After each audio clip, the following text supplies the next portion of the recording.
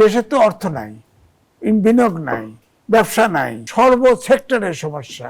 জনাব M A Aziz, যে প্রশ্নটি রেখে বিরতিতে গিয়েছিলাম, যে অন্তর্বর্তী সরকার রাষ্ট্রের আমূল পরিবর্তন করতে চেয়েছে, রাষ্ট্র সংস্কারের স্বপ্ন দেখিয়েছে, সেই অন্তর্বর্তী শাসন আমলে যদি এত এত অসঙ্গতি থাকে, তাহলে আসলে রাষ্ট্র সংস্কারের প্রক্রিয়া আস্থা রাখতে পারবে কি জনগণ? দেখেন, 133টা অধ্যাদেশ জারি করেছিল অন্তর্বর্তীকালীন সরকার। 18 দিয়ে ভাগ করে দেখছি, প্রত্যেক দিন 4.06 অধ্যাদেশ জারি করতে হয়েছে।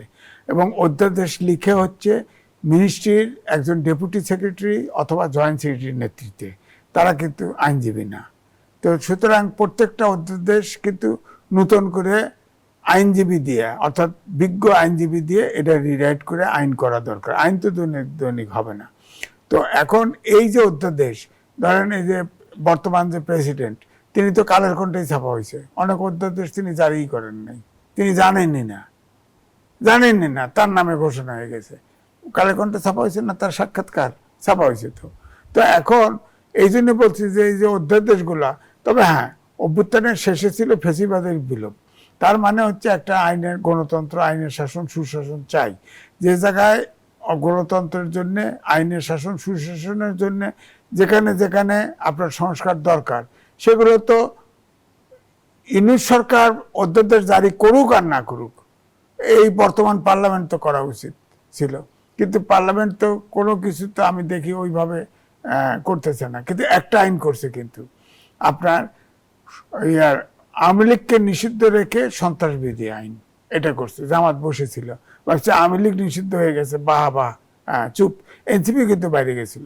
এখন এই যে আইন 1974 সালে স্পেশাল পাওয়ার অ্যাক্ট আছে, এই অ্যাক্টে 15ই আগস্টের পরে মোস্তাক যে জেলে ঢুকেছিল, 80% লোক এই স্পেশাল পাওয়ার অ্যাক্টে ঢুকেছিল। এবারে যে এই আইনটা করা হলো, এটাও একটা কালো আইন। আপনি বলেন, এখন যদি এনসিপি বা জামাত ইসলাম যদি আন্দোলন করে, আইন শৃঙ্খলা পরিস্থিতির অবনতি ঘটায়, তাহলে বিএনপি 2/3 মেজরিটি নিষিদ্ধ করতে পারবে না? পারবে তো। আবার ধরেন জামাত যদি ক্ষমতায় যায় পরে, এই আইনে বিএনপিকে নিষিদ্ধ করতে পারবে না। আবার বিএনপি 10 বছর পরে, 5 বছর পরে, 100 বছর পরে ক্ষমতায় আসুক, বিএনপি তো তাদের নিষিদ্ধ করতে পারবে। এটা তো গণতন্ত্রে তো এই ধরনের পয়েন্ট ব্ল্যাঙ্ক ওপেন এন্ডেড আইন হওয়া উচিত না, যেখানে কোনো মানে কালো আইন যেটা। তো এই জন্য বলছি যে দেশে যেটা বলা হচ্ছে গণতন্ত্রের পথে হাঁটা, সেটা আমার কাছে প্রশ্নবিদ্ধ।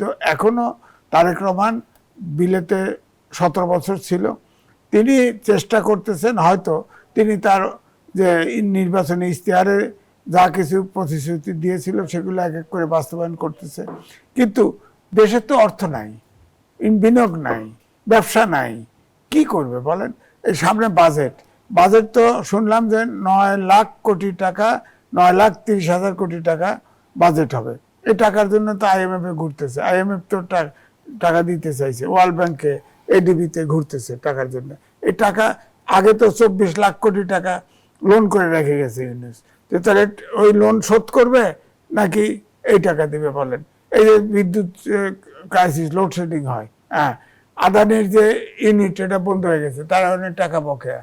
হ্যাঁ, ইউনিট সরকারও কিছু, এই সরকারও কিছু দিচ্ছে, কিন্তু আদানি তো পুরো বিদ্যুৎ দিচ্ছে না। তো এই জন্য সর্ব সেক্টরের সমস্যা। ধরেন বিদেশে আমাদের প্রবাসী এখন 4র্থ শিল্প বিপ্লবে উচ্চ বিজ্ঞান সম্পন্ন শিক্ষা ব্যবস্থা।